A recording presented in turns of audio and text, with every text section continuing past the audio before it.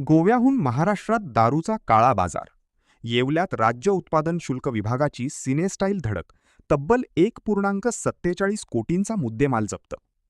गोवा राज्यात निर्मित आणि महाराष्ट्रात वाहतूक तसेच विक्रीस प्रतिबंधित असलेल्या मद्याच्या अवैध तस्करीवर राज्य उत्पादन शुल्क विभागाच्या येवला पथकाने यवतमाळ पथकाने जबरदस्त कारवाई करत दारू माफियांच्या मुसक्या आवळल्या आहेत. गुप्त माहितीच्या आधारे येवला शहरातील विंचूर चौफुली परिसरात सापळा रचून अधिकाऱ्यांनी टाटा कंपनीच्या अल्ट्रामॉल 6 चाकी ट्रकवर धाड टाकली. या कारवाईत तब्बल 57,600 सीलबंद बाटल्यांचा बनावट विदेशी मद्यसाठा, ट्रक आणि मोबाईलसह एकूण 1,47,34,00,000 रुपयांचा मुद्देमाल जप्त करण्यात आला आहे. राज्य उत्पादन शुल्क विभागाला मिळालेल्या गुप्त माहितीच्या आधारे नाशिक जिल्ह्यातून नंदुरबारकडे मोठ्या प्रमाणात अवैध मद्य वाहतूक होणार असल्याची खबर मिळाली होती.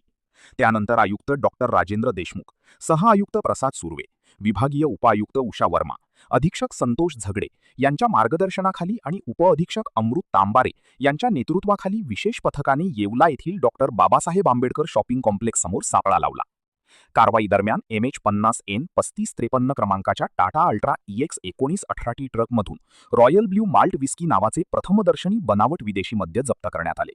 180 मिली क्षमतेच्या तब्बल 57,600 प्लास्टिक बाटल्या जप्त करण्यात आल्या असून त्यांची अंदाजे किंमत 1,26,72,000 रुपये इतकी आहे. याशिवाय 20 लाखांचा ट्रक आणि 62,000चे मोबाईल संच असा एकूण 1,47,34,00,000चा मुद्देमाल हस्तगत करण्यात आला. या प्रकरणी सातारा जिल्ह्यातील रवी मधुकर आवळे आणि अक्षय राजेंद्र साबळे या दोघांना अटक करण्यात आली आहे. या कारवाईत निरीक्षक शैलेंद्र मराठे, दुय्यम निरीक्षक प्रवीण मंडलिक, मनीष पाटील, धीरज जाधव, सागर नलावडे, अवधूत पाटील, विठ्ठल हाके, मुंडे, टापरे, नेमणार, निंबेकर, उत्पादन शुल्क विभागाच्या जवानांनी सहभाग घेतला. पुढील तपास दुय्यम निरीक्षक प्रवीण राधाकृष्ण मंडलिक करीत आहेत. राहुल कुलकर्णीसह योगेश कर्डिले, ब्युरो रिपोर्ट येवला.